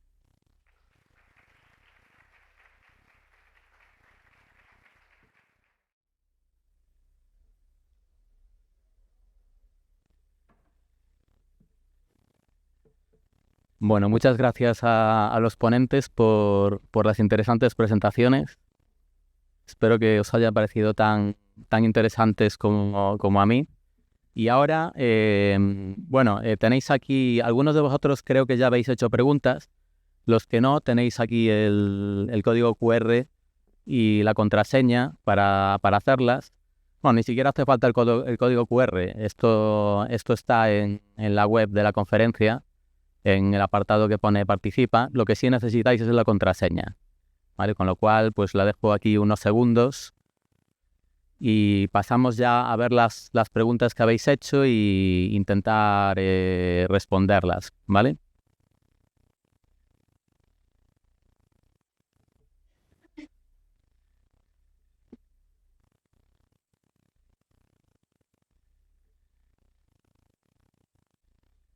Vale. Bueno, la más votada es si hay algún ejemplo. Yo creo que podría ser sobre todo para Neus, si hay algún ejemplo virtuoso de modelos económicos sostenibles que tengan en cuenta el sentido económico, social y medioambiental al mismo tiempo. Yo he de decir que hago una introducción mientras vosotros quizá pensáis si tenéis algo que aportar a esto. He de decir que he estado en un curso hace poco de visión holística de la sostenibilidad que era para empresas. Y bueno, pues había allí empresas aprendiendo todo el tema este. De los problemas del crecimiento infinito, tengo que reconocer que no se habló, pero sí se habló de temas de economía circular y todo esto que estamos diciendo, que también son cambios necesarios, crezcamos o no, son cambios necesarios para ir hacia la sostenibilidad.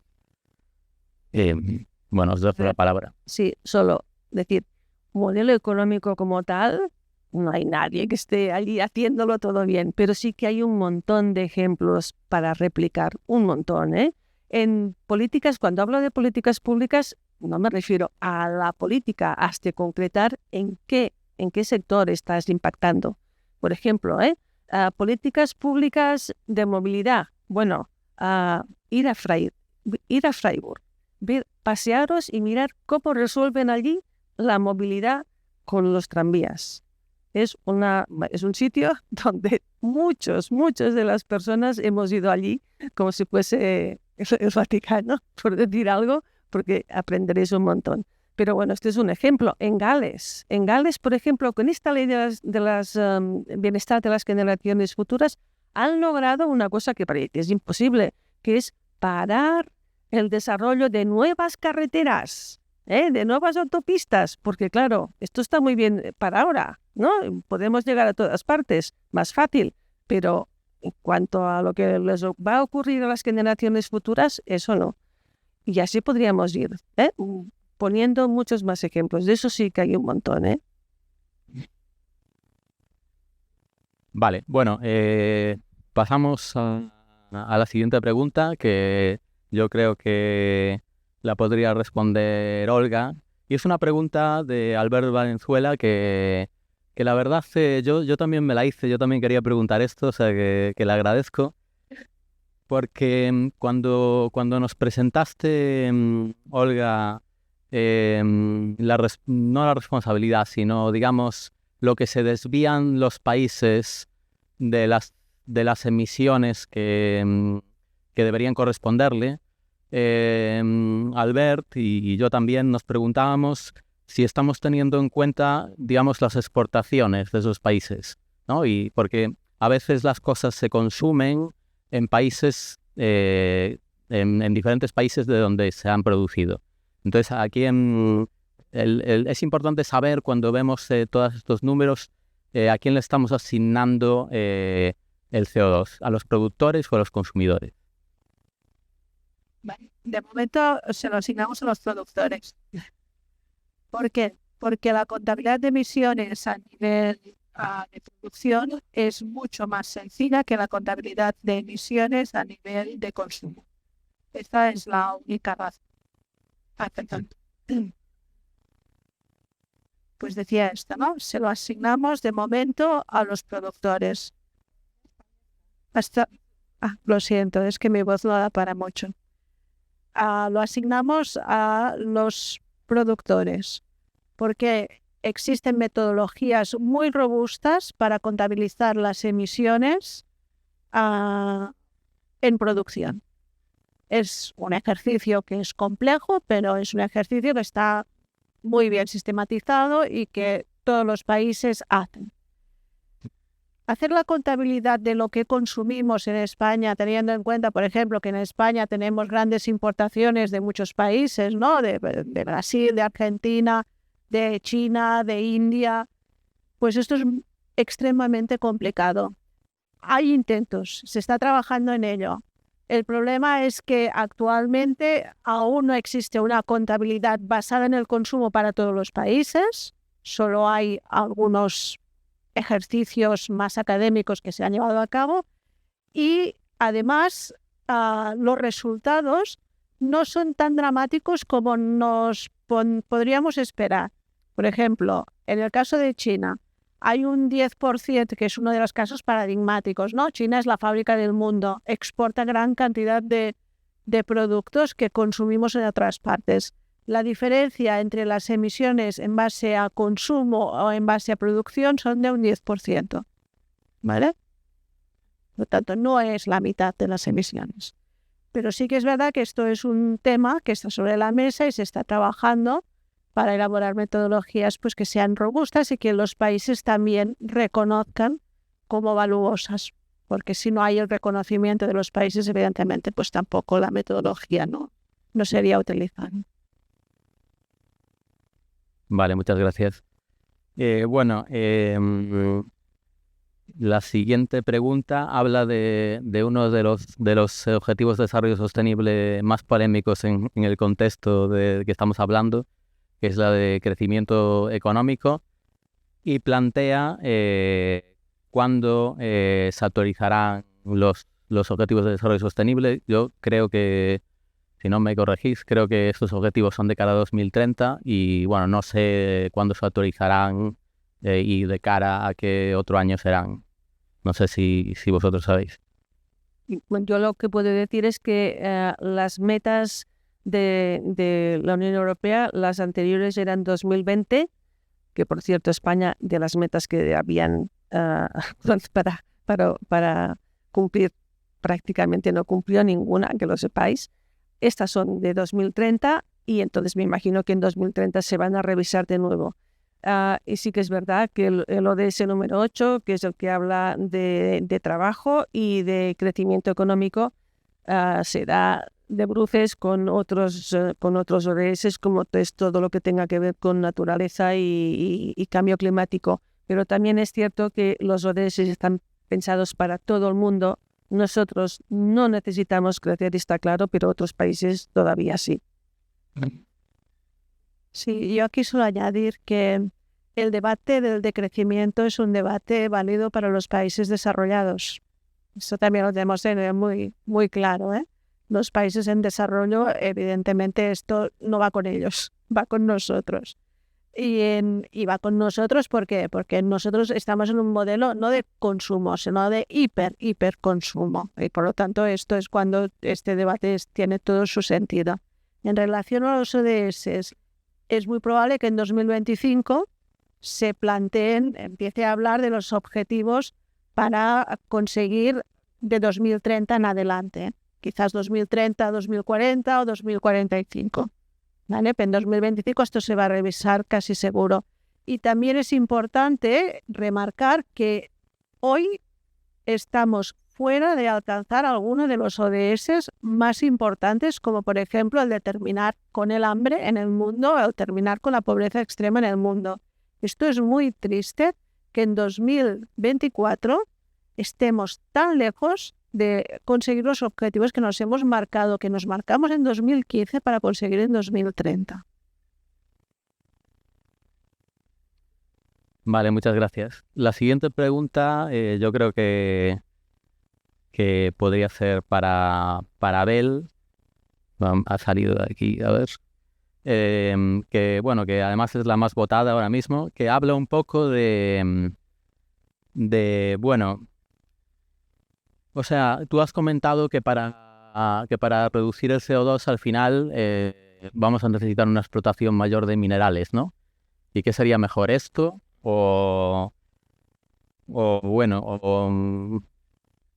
Impacto de seguir emitiendo CO2 sin explotar la minería. Esto no sé exactamente qué es, no sé qué, pero bueno, te dejo que... Es una muy buena pregunta, ¿eh? Y claro, bueno, entonces, ¿qué es mejor? Claro, el tema no es una cosa u otra. Quiero decir, al final, cualquier modelo necesita de recursos, en este caso, estamos hablando de minerales. Y claro, y la minería forma parte no del modelo que nos venden de futuro, lleno de coches eléctricos y renovables, sino forma parte también del modelo actual y del pasado. También se puede hablar de minería y sostenibilidad, ¿no? Pero claro, yo quería poner aquí también encima de la mesa, ¿no? El decir, si a vosotros os hablan, vamos a poner una mina en vuestro barrio, ¿no? En vuestro pueblo, al lado de vuestras casas. ¿Lo veis algo bueno o algo malo, no? ¿Cuál es la imagen que tenemos de una mina, no?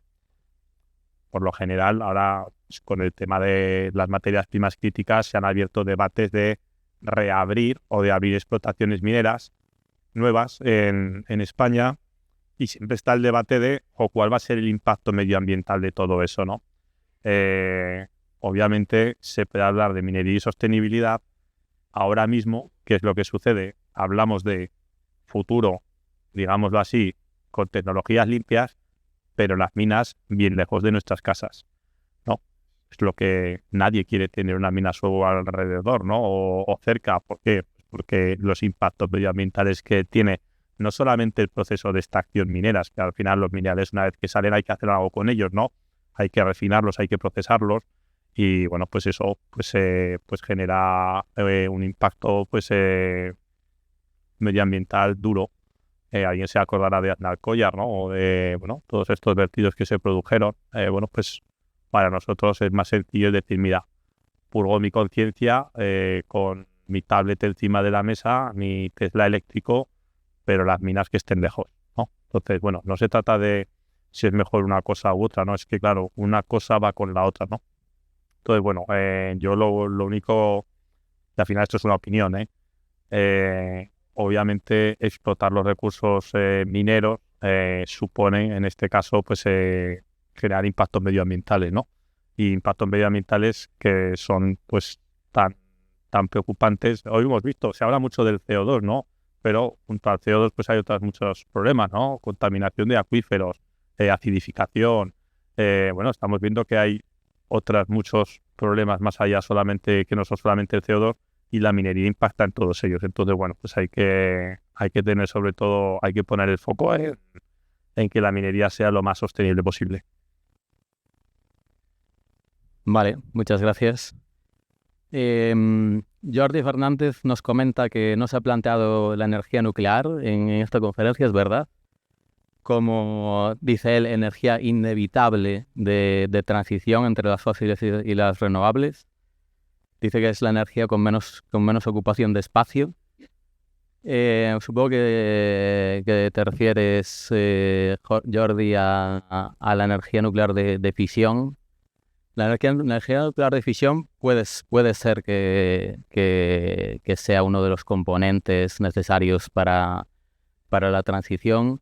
Lo que hay que tener en cuenta es que el uranio también es finito, ¿vale? Con lo cual se puede utilizar, y de hecho se utiliza la energía nuclear de fisión para producir electricidad.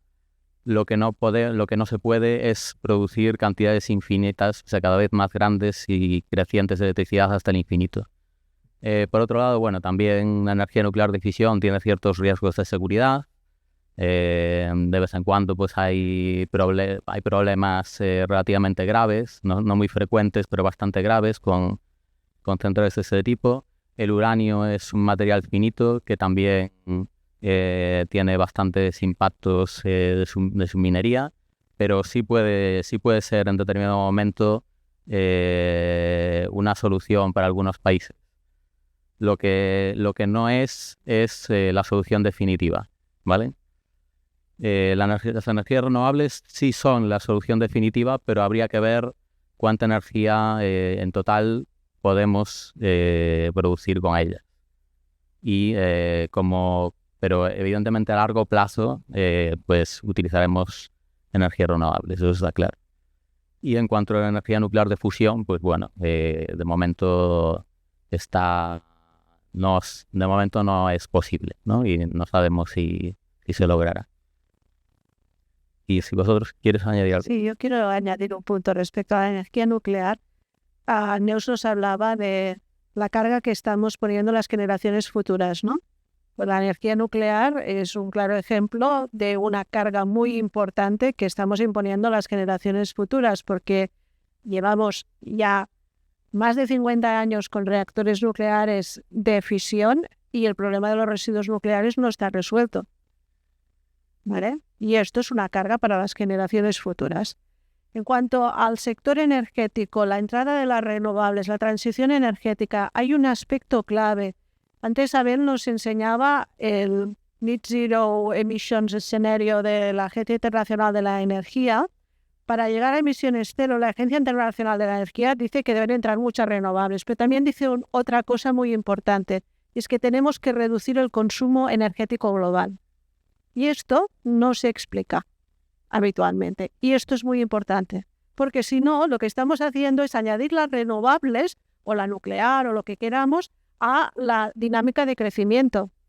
Y así no vamos a alcanzar nunca emisiones netas cero. Tenemos que añadir renovables para cerrar centrales térmicas, y esto no lo estamos haciendo.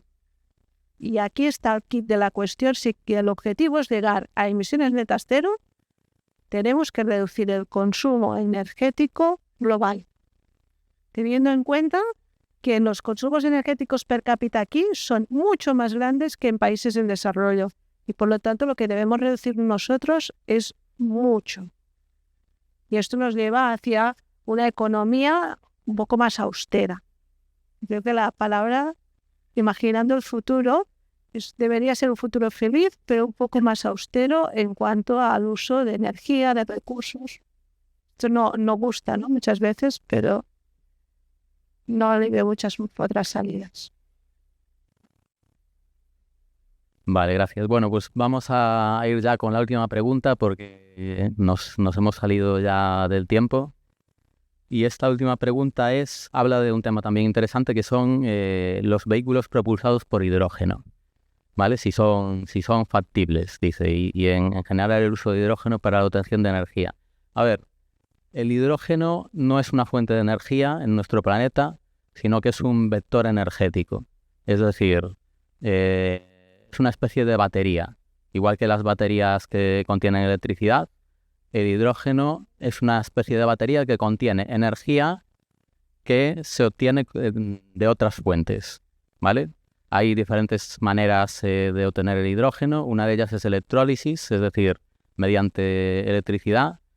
De hecho, si esa electricidad es de energías renovables, es lo que se llama el hidrógeno verde, que es el hidrógeno más sostenible, pero no deja de ser un vector energético, es decir, una especie de batería. No es una fuente de energía. Es un sitio donde acumulamos energía que sacamos de otro sitio y, por cierto, con unas pérdidas, ¿vale?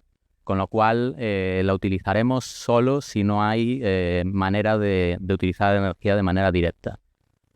Y por otro lado, bueno, y nada más, que no es una fuente de energía. En el Sol es una fuente de energía, ¿vale? La energía solar viene de la fusión de 2 átomos de hidrógeno en el Sol, pero en el planeta Tierra no es una fuente de energía. Y no sé si queréis añadir algo. Sí, no, la verdad es que la pregunta es muy interesante y es normal, ¿no? Porque se habla mucho del hidrógeno también pues como una de estas posibles soluciones, ¿no?